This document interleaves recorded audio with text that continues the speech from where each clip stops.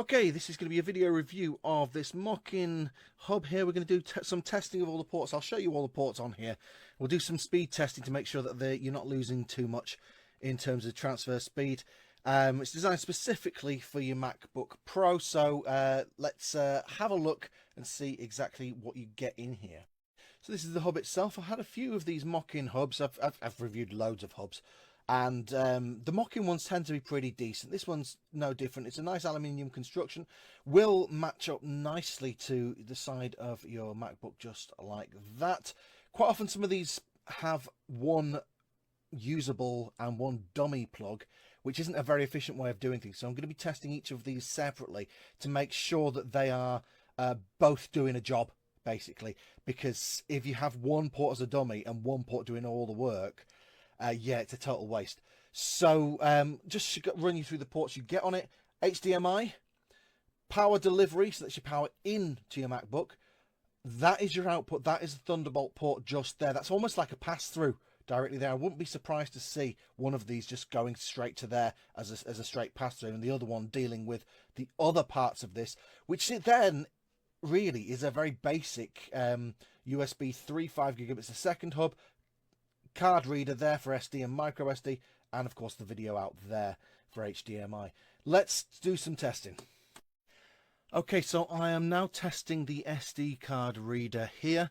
We're going to just test the speed of it, and I am testing each of the two USB-C plugs that are on there separately, and it is looking like that second plug is dealing with all the data, not just the USB 3 and card reader, but also the Thunderbolt as well.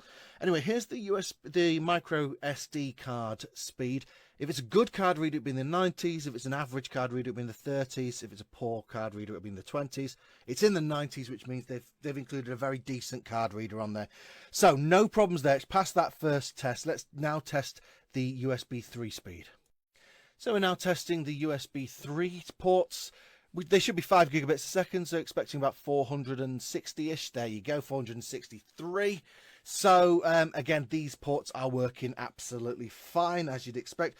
So although a lot is being dealt with that Thunderbolt port, it is dealing with it quite okay. Let's test out this data speed of that Thunderbolt port. Now, I only have a 10 gigabits a second SSD, so I can't go up to the full 40 gigabits a second, but we will test to see whether or not 10 gigabits a second is handled properly. Let's see how it works.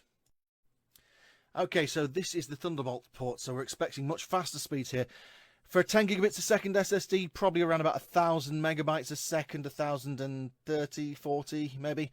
And that suggests it's USB 3 speeds. Okay, so I might have to do a little bit of testing separately because obviously it's not 100% fair to do this just one port at a time. Okay, so there's been a little bit of a mix-up here. And this is now the Thunderbolt port test. Let's see what we get. We're expecting 1,000 for the 10 gigabits a second. There you go. That's actually a very fast speed. That is identical pretty much to plugging it directly into the port without the hub involved. So there's very little data being lost there, as you'd expect with a good quality Thunderbolt port. But I'm going to explain what the problem was just now. Okay, so the issue was with labeling, and what I'm going to do is, I don't know if it comes through very clearly on the camera, but you've got two ports here, both kind of labeled strangely, because neither of them actually has the Thunderbolt symbol on it. If you remember, the Thunderbolt symbol is like a lightning strike with an arrow at the bottom. That is a basic lightning strike, which is often used just for power delivery. That is a symbol which is often used for data.